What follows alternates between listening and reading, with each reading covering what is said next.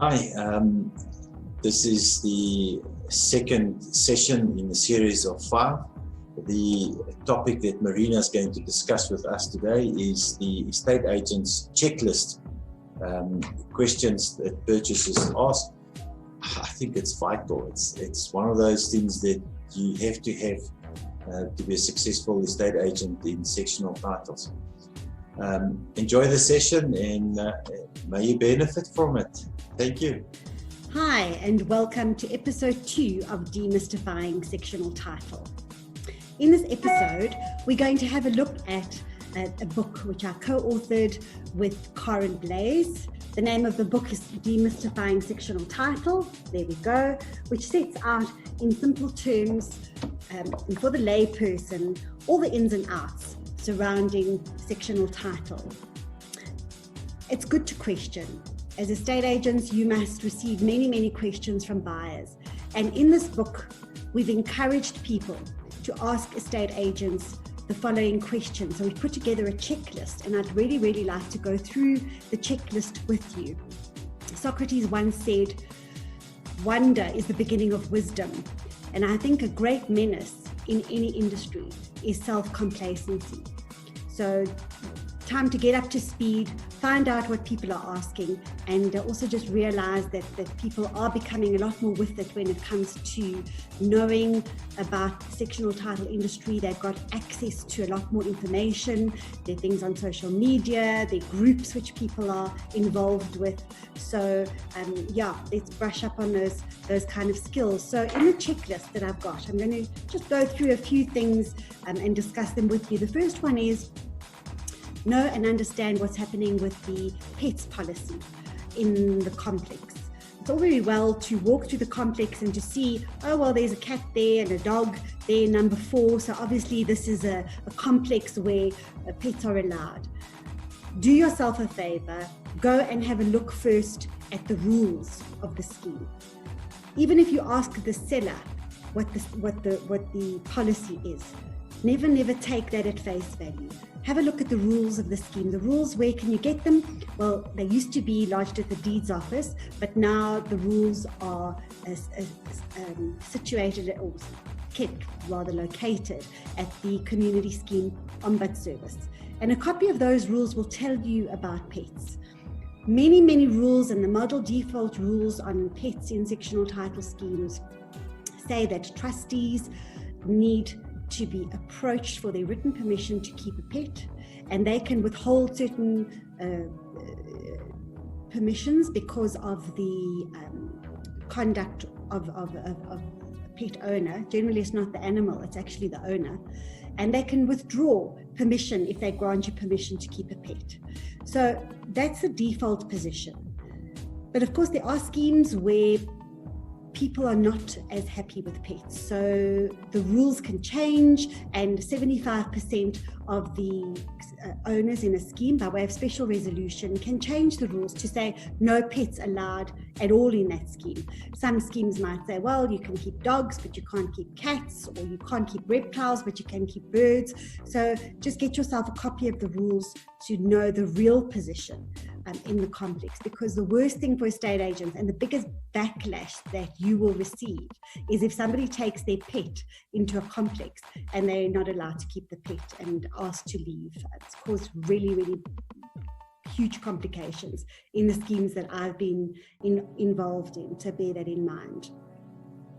Parking is another issue, another thing off your checklist.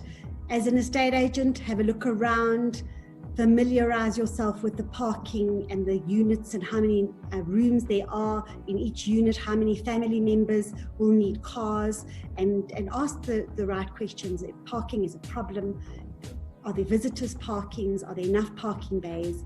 And most importantly, what are those parking bays? As we discussed in the last episode, are they exclusive use areas? Are they registered or rule-created exclusive use areas? And what is the maintenance responsibility of the person who's actually got a parking bay or carport? Next on our list, we look at general look of the building. important, because any prospective buyer is going to come in and who wants to own in that complex is going to look at the general state of repair of that building. Is it in need of a coat of paint? Do the gutters look like they need to be redone? Are things looking shabby? What is the general state of that building? And most importantly, is a special levy going to be raised very soon?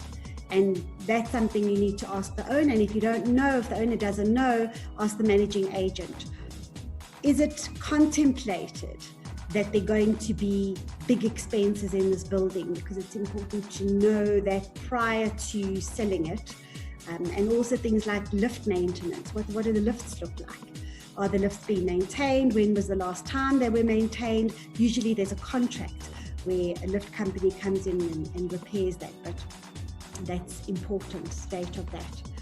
The levies and contributions, next point on our checklist.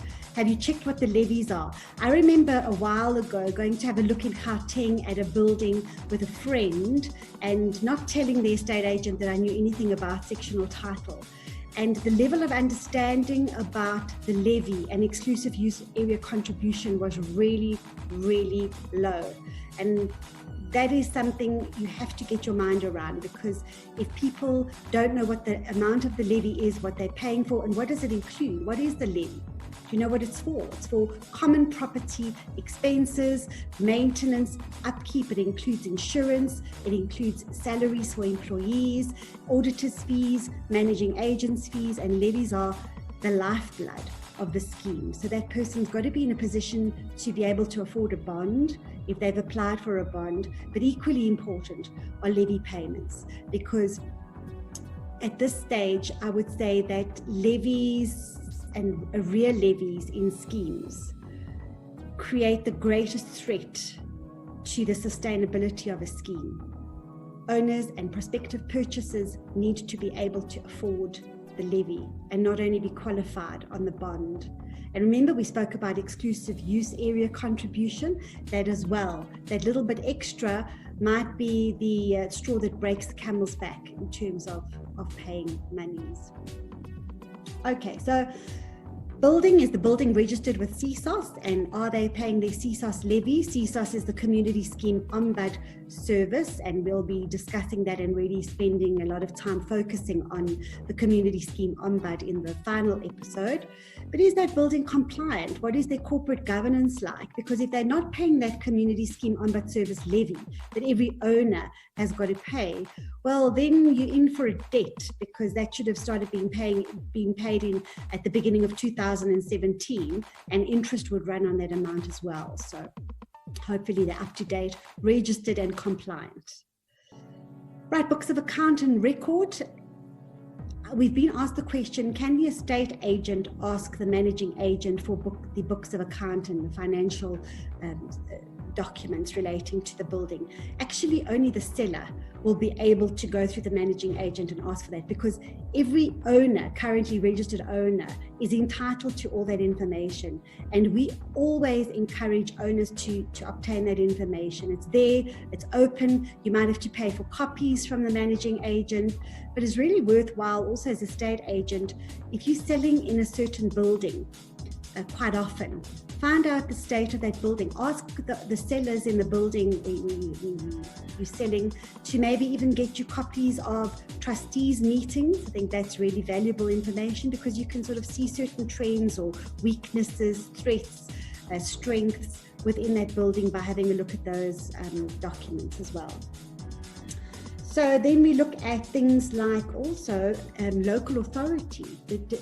Money's owed to the council, money's owed in terms of municipal accounts, rates and taxes. Remember that owners pay rates and taxes directly to the council. But are there any other accounts, bills, water and electricity, those kind of things that are owing to the council? We've had incidents where people have bought into a scheme only to find out that the council has started litigation against the various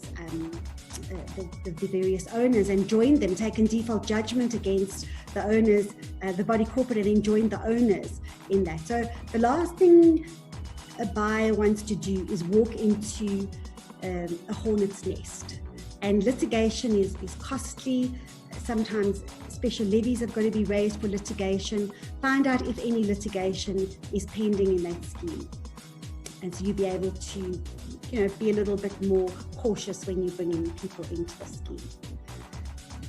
Arrear levies, you're also entitled to see if there are any arrear levies within that scheme, because if there are arrear levies, it just kind of shows you that the trustees might not be in control of things in that scheme. And we've said to buyers, very important to look at that, because if your levies are in arrears, it's going to stop you from being able to maintain the complex. It's a vicious circle of lack of maintenance, devaluation of your property. And that's the most important thing, is to keep that value up. And I think as an estate agent, don't underestimate your power to properly advise trustees in a building. Obviously, you need to have the knowledge. You can't just go in blind. But if you do have the knowledge and you find yourself wanting to speak to trustees about things that could improve the value in the scheme, ask if you can attend a trustees meeting. I think trustees would actually be quite impressed if as estate agents you got a little bit more involved in the scheme. Bear in mind, there's also on the checklist, we've spoken to buyers and said to them, ask about the reserve fund. So as estate agents, you too must ask about the reserve fund. In terms of the Sectional Title Schemes Management Act, which came into being on the 7th of October 2016, the body corporate needs to set aside money in a separate account, which would be a reserve fund. And that reserve fund is there to finance the maintenance, repair and replacement plan, which is also something new. It was an innovation in terms of the latest legislation. And the maintenance, repair and replacement plan is a written plan which the trustees need to put together. It's a 10-year plan which sets out exactly what needs to be repaired and replaced and how the maintenance of the building is going to work. And there's some schemes I know in Gauteng that have put in really thousands of rands to prepare this plan, but it honestly needs to be quite a brief, concise report where separate contractors come in and say, right, what are we going to do for the painting? What are we going to do for the maintenance of the gutters, the ducts, the common property areas? Is there going to be any improvement? And that reserve fund is there to fund those expenses. And also, of course, emergencies that might pop up during the course of the year. There's a special formula about how much needs to be in that reserve fund at all times. And the Community Scheme Ombud Service, when it's ready, will send out inspectors to inspect whether or not bodies corporate have put monies aside, because gone are the days where these schemes must live from hand to mouth. I think it's important for all complexes to have a buffer, a proper reserve fund, so that if they get into financial difficulty or trouble, particularly now, you see bodies corporate able to dip into those reserve funds with the COVID-19 scenario where levies might not be payable. It's not smooth sailing at the moment. So yeah, you need that reserve fund, and the legislation saw fit to bring that in. So check it out, ask to see it if you're an estate agent, and keep it in your file if necessary as well. Okay, so those are the type of things that we're looking at. Also things like development rights. If you're an estate agent and you see that there's an empty piece of land right adjacent to the complex, find out about it. If you're selling as an estate agent in a development where there are phases in that development, find out if the developer has reserved a right to extend and exactly what he's reserved the right to build, because that should be in at the deeds office. It will be shown, and it's important to be able to tell somebody, look, he's going to be building a similar structure, or there's going to be a gym or a conference center or whatever it is, because then of course everybody knows exactly where they stand. Couple of other things. I think, we've spoken about the levy, books of account, parking, security systems. Security systems, so important in complexes today, and I think security systems form part of reasonably necessary improvements in a scheme. So if a body corporate wants to implement intercom systems or cameras or anything like that, they would need to get the consent of the body corporate to do that, and that would be a special resolution. And security is a big selling point. And again, as trustees, if you feel in a scheme that the security isn't really at its best, not a bad idea to chat to trustees and to let them know what you think. Be the estate agent that is equipped to answer all these questions. And if you're not equipped to do so, find out where you can answer the questions. And again, if you want a copy of our book, Demystifying Sectional Title, you can go onto the website www.demystifyingsectionaltitle.co.za. Thank you, and we'll chat soon.